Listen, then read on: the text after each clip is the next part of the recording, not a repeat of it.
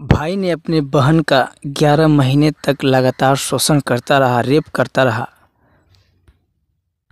उस भाई का लाश नदी के किनारे कैसे मिला? बड़ा ही अजीब घटना है। आइए इस घटना के बारे में आप सबको विस्तार से बताएंगे, समझाएंगे। इससे पहले मेरे चैनल पे जो जुड़ रहे हैं, मेरे इस कहानी को सुन रहे हैं, उन लोगों के लिए मैं ऊपर वाले से दुआ करूँगा कि वो हमेशा खुश रहें, उनके जीवन में कोई कष्ट ना आए, ईश्वर उन्हें हर समस्या से बचाए। तो चलिए अब इस घटना को आप सबके बीच रखते हैं।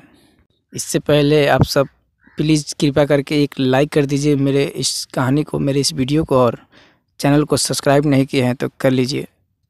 आप ही लोग मेरे सब कुछ है। तो चलिए, गुनगुन नाम का एक लड़का होता है जिसकी एक बहन होती है, उसकी माँ होती है। उसके पिता भी थे लेकिन वो घर पे नहीं रहते थे, वो विदेश गए होते हैं काम करने के लिए। घर में ये तीन ही लोग बचे थे, गुनगुन और उसकी माँ और उसकी बहन। गुनगुन की बहन का नाम होता है कृति। ये दोनों बड़े हो गए थे। गुनगुन का उम्र 20 साल था और उसकी बहन का नाम कृति 18 वर्ष की हो चुकी थी। कृति ऐसे देखने में बहुत सुंदर सुशील थी, गोरी सी थी, उसमें कोई कमी नहीं था। जब वो घर से निकलती थी तो लोग उसे देखते रह जाते थे, लोग उसे बुरी नज़रों से निहारते थे। लेकिन ये कृति का जो भाई था गुनगुन, सबसे ज़्यादा बुरी नज़र तो इसी का था। ये अपने बहन कृति को ही बहुत बुरी नज़रों से देखता था, सर से पाँव तक उसे निहारता रहता था। जब वो बाथरूम के अंदर नहाने जाती थी तो ये किसी न किसी बहाने से उसे बुलाने लगता था, बाहर आओ, ये दो वो दो, कुछ न कुछ सामान मांगने लगता था उससे। वो फटाफट नहा करके बाथरूम से बाहर आती थी गीले कपड़ों में, और उसे देखने में इसे बहुत अच्छा लगता था। गुनगुन उसे और भी गौर से देखता था। इसको बिल्कुल समझ नहीं था कि वो उसकी बहन है। वो कृति बहुत सुंदर थी, इसलिए उसके रिश्ते कहीं कहीं से आते रहते थे। ऐसे में एक रिश्ता आया और कृति की शादी सेट हो जाती है। कृति के पापा अभी विदेश में ही थे, सोच रहे थे कि चलो शादी सेट हो ही गई तो अब जाके क्या करना है, एक ही बार शादी में ही जाऊंगा। लेकिन जब कृति की शादी सेट हो गई, उस दिन से इस लड़के, उसके भाई के, गुनगुन के मन में हलचल सी मचने लगी। इसको लगा ऐसा कि कुछ इसका भूला भूला सा रहता है और उसको छेड़ने लगता है अपने बहन को। एक बार गुनगुन अपने बहन को कुछ खाने के लिए लेकर आता है और उसे दे देता है खाने को। कृति उसे खाने का अच्छी चीज़ समझ करके खा लेती है। उसके बाद उसे नशा सा होने लगता है और वो बेड पे सो जाती है। उसके बाद गुनगुन अपने बहन कृति के साथ वो करता है जो एक पति पत्नी के बीच होता है, बिल्कुल उसके कपड़े उतार देता है। घर में मम्मी भी नहीं थी, ये दोनों ही बच्चे थे। मम्मी के रिश्तेदार के यहाँ जाने के बाद ही ये काम करता है गुनगुन, और उसके साथ दुष्कर्म कर लेता है। जब कृति की आंखें खुलती है, होश आता है, तो वो देखती है उसके सर पे, बदन पे कहीं कपड़ा नहीं था। तभी देखिए उसका भाई गुनगुन उसके पास ही बैठा था और हाथ में एक तेज धार वाली चाकू लेके बैठा था। कृति कहती है ये सब क्या है? तो गुनगुन कहता है कि इस बात का खबर अगर किसी तक गया तो समझो आज की रात तुम भगवान को प्यारी हो जाओगी। फिर भी वो कृति कहती है कि मैं आने दो, मम्मी से बताऊंगी ये सब बातें। तो कहता है गुनगुन कि तुम्हारे साथ साथ मम्मी को भी इस दुनिया से विदा कर दूंगा अगर इस बात को तूने किसी से बताई तो। इतनी बात सुनकर वो कृति डर जाती है और किसी से बताती नहीं उस बात को, और इतने में ही बात वो ख़त्म नहीं होती है। फिर दूसरे दिन वही काम करता है गुनगुन। उसके बाद से तो वो बिन कुछ खिलाए, बिन नशा वगैरह कराए ही उसके साथ ज़बरदस्ती करने लगता था। और वो लड़की डर के मारे किसी से बताती भी नहीं थी, अपनी माँ से भी नहीं बताती थी। और कृति की शादी नज़दीक आती जा रही थी। ये गुनगुन उनसे एक ही बात कहता था कृति से कि अब तो तुम्हारी शादी होने वाली है, जितने दिन तुम यहाँ हो तब तक कर लेने दो, जब शादी हो जाएगी तो तू अपने पति के साथ ही रहना। उस कृति का पति भी कभी कभी फ़ोन करने लगा, जिस लड़के से उसकी शादी होने वाली थी वो उधर से फ़ोन करने लगा और ये बात करने लगी उससे कभी कभार। जिस लड़के से कृति की शादी होने वाली थी वो लड़का एक दिन उसके भाई के बारे में, गुनगुन के बारे में पूछता है। फिर वो कृति कहती है कि सबके बारे में पूछना, लेकिन उसके बारे में मेरे से मत पूछना।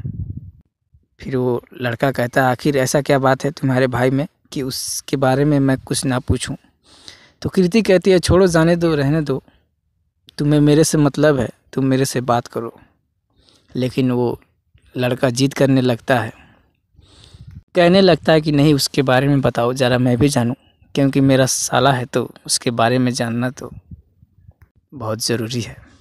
फिर कृति सारी बात बताती है उससे, कहती है कि पहले कसम खाओ, इस बात को जानने के बाद तुम मुझे छोड़ोगे तो नहीं। फिर वो लड़का कसम खाता है, कहता है मैं कभी नहीं छोड़ूंगा, शादी तो मैं तुमसे ही करूंगा। कृति एक एक करके सारी बात बताती है कि वो मेरे साथ शोषण करता है, मुझे रेप करता है, और कहता है कि जब तक शादी नहीं हुई थे तब तक करने दो और किसी से बताना भी नहीं। फिर वो जिस लड़के से कृति की शादी होने वाली थी, वो लड़का कहता है कि इतने नीच और घटिया इंसान के साथ तुम लोग कैसे रहते हो, उसे मार क्यों नहीं देते। तो कृति कहती है कि कैसे मार दूं, आखिर मेरा भाई है, अगर उससे कुछ हो जाएगा तो मम्मी रो रो कर पागल हो जाएगी। लेकिन अब उस बात को लेकर उस लड़की की शादी होने वाला जो लड़का था वो परेशान रहने लगा, और एक दिन अपनी सासू माँ से यानी कृति की माँ से सारी बात बता देता है। फिर कृति की माँ ने कृति को बुलाया और उससे पूछा, तो कृति ने कहा हाँ बिल्कुल सही बात है। फिर कृति की माँ कहती है कि ऐसे औलाद से बिना औलाद के ही सही है, इसे जहर वगैरह दे दो ताकि ये मर जाए। फिर एक दिन प्लान बनाते हैं ये तीनों लोग, कृति के होने वाले दूल्हा और कृति और उसकी मम्मी। रात को गुनगुन खाना खा कर के सो जाता है, उसके बाद ये तीनों उस पर हमला बोल देते हैं। उसकी माँ उसे लोहे की रॉड से मारने लग जाती है, और उसकी बहन तो और गुस्से में थी, उसने चाकू ही मार दिया उसके पेट में। कृति का होने वाला पति तकिए से उसके मुंह दबा देता है, और इसी बीच गुनगुन की जान चली जाती है। उसके बाद गुनगुन को एक कंबल में लपेट करके नदी के किनारे ले जाकर फेंक आते हैं। लेकिन 3 दिन बाद उस लाश का पता चलता है किसी को, और वो पुलिस को खबर करता है। उसके बाद पुलिस उस लाश को लेकर गुनगुन के घर आती है। गुनगुन की माँ से पूछती है कि ये तुम्हारा बेटा है। तो गुनगुन की माँ कहती है नहीं, मैं इसे नहीं पहचानती हूँ। लेकिन गांव वाले ने जब कहा कि हाँ ये लड़का इसी का है, ये झूठ बोल रही है। फिर गुनगुन की माँ रोने लगती है और सारी बात बताती है। उसकी बहन ने भी सारी बात सच्चाई पुलिस के सामने रख दी। उसके बाद इन तीनों लोगों को जो सज़ा होनी थी वो तो हुई, लेकिन ये लोग खुश थे ताकि वैसे औलाद और वैसे भाई से छुटकारा मिल गया था इन लोगों को। तो आप क्या कहना चाहेंगे इस कहानी के बारे में? और अगर किसी को इस कहानी से दुख तकलीफ़ पहुंची हो तो क्षमा करना, क्योंकि दुख तकलीफ़ होने के लिए कहानी को नहीं सुनाता हूं। मैं तो आप लोगों को सावधान रहने के लिए और जागरूक करने के लिए ही ऐसी सच्ची कहानियाँ लेकर आता हूँ। तो जाते जाते एक लाइक कर दीजिएगा, और उस भाई के बारे में क्या कहना चाहेंगे एक कमेंट करके बताइएगा। और मेरा तो कहना ये है कि ऐसा भाई किसी का ना ही हो तो ही अच्छा, क्योंकि जो भाई खुद से अपनी बहन को नहीं बचा सकता वो दूसरों से क्या बचाएगा अपनी बहन को। तो मिलता हूँ मैं अगली कहानी अगली वीडियो में। तब तक के लिए इस कहानी को सुनने के लिए धन्यवाद।